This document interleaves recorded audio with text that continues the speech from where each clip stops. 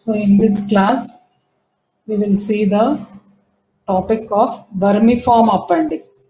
It may be asked as short notes for you, and also it's a clinically important topic, vermiform appendix. Why it is called as vermiform appendix? Appendix, it's like a appendage. Why it is called vermiform?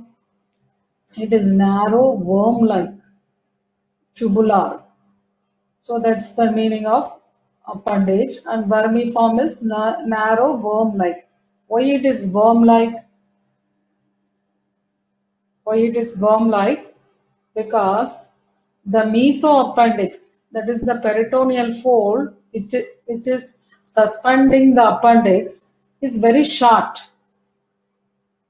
so that this appendix is kinked on itself. So it is coiled. That is the cause of the worm-like appearance of the appendix. So the name vermiform appendix. Where it is situated, it is suspended from the posteromedial wall of the cecum about 2 cm below the ileocecal junction. In the ileum topic, we have learned already this appendix is 2 cm below the ileocecal junction. Measurements, if you see the measurements, it varies in the children and in the adults widely. It varies from 2 cm to 20 cm and average being the 9 cm. Presenting parts of the appendix presents base, body, tip, and its mesentery called mesoappendix. So that's how 3 parts in the appendix. So the student should note this important 3 parts of the appendix. When we tell the positions of the appendix, they think the appendix is varying in the positions in the adults. It is not like that. Base is the constant part of the appendix, which is constantly situated 2 cm below the ileocecal junction, and only the tip is varying in the positions. So the base is constant, attached to the posteromedial wall of the cecum, about 2 cm below the ileocecal junction. So how to identify the appendix in the surgery? In the cecum class already we have told all the tinea of the cecum will converge to the base of the appendix. That will be acting as a guide for the identification of the appendix. Then you should have now understood that tinea will not be present in the appendix. Although appendix is a part of the large intestine, its peculiarities are it is devoid of tinea coli, sacculation, and appendices epiploicae. So these are the peculiarities of the vermiform appendix. Body of the appendix is narrow, tubular, and contains a canal, so that opens into the cecum.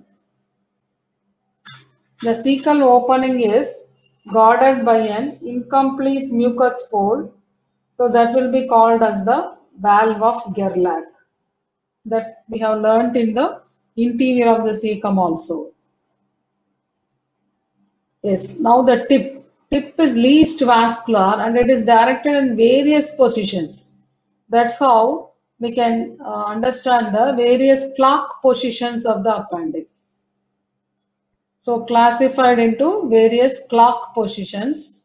So according to the clock number, we can tell the positions of the appendix only according to the position of the tip.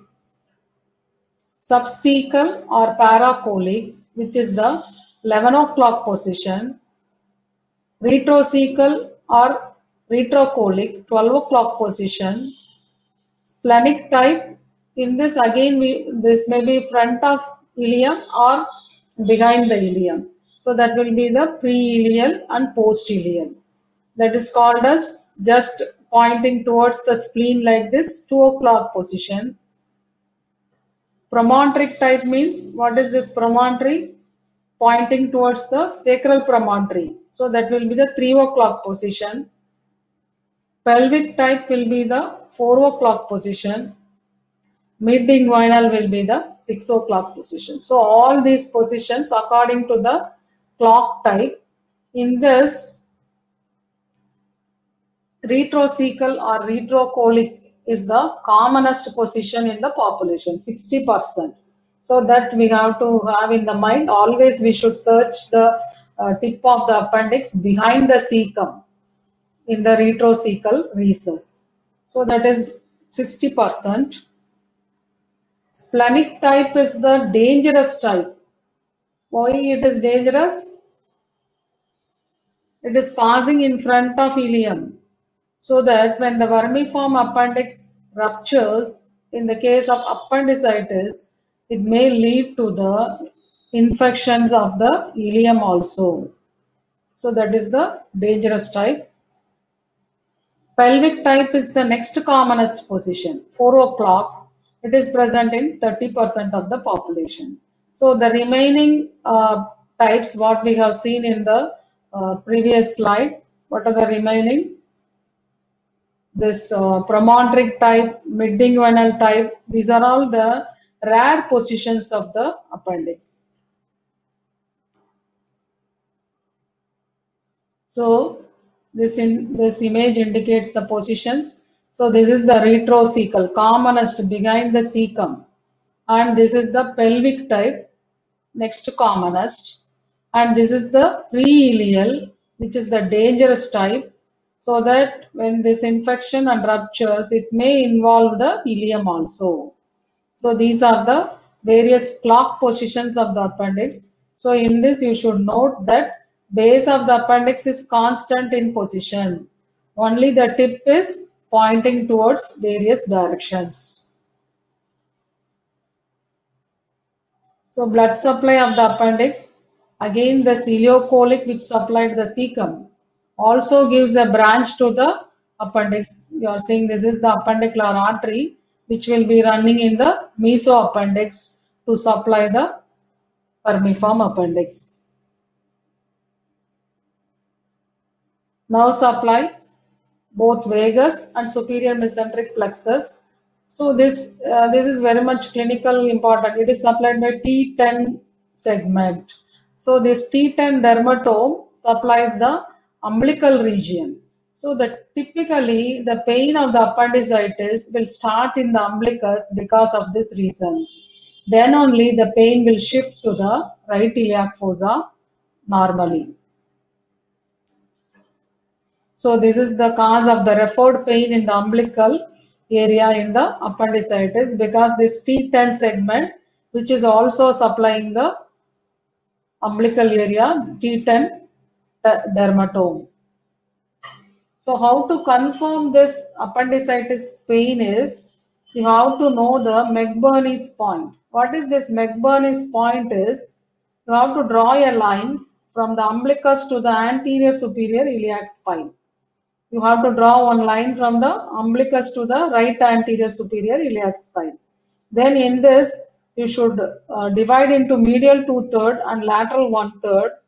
So that junction will represent the McBurney's point. This point indicates maximum tenderness in the patient suffering from appendicitis. So if you press at that point, exactly the base of the appendix is causing this tenderness. So applied anatomy of the appendix. Inflammation of the appendix will be called as appendicitis. Why this appendicitis is common? What are the causes? Anatomical factors for the appendicitis. It's a blind tube. So a coil of worms or fecal material hardened, that may be the fecalith, may go and obstruct the appendix. So that is one anatomical reason. Second is supplied by an end artery. So that is also the cause. Presence of hiatus muscularis. Hiatus means gap.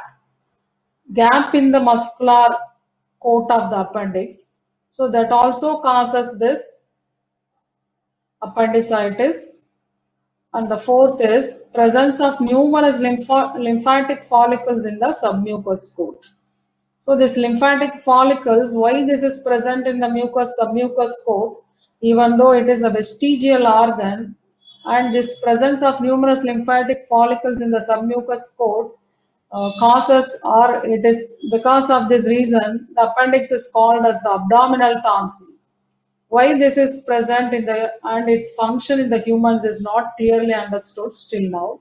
So all these causes, all these are the factors for the inflammation of the appendix that will be called as the appendicitis. And how to confirm this is the typical pain starting from the umbilicus to the right iliac fossa. To confirm that, we have to know the McBurney's point. So what is the surgery for this appendicitis is the appendicectomy. So these are all the applied importance of the appendix. Mainly the positions of the appendix you should know in detail. So this finishes the appendix. It may be asked as short notes for you.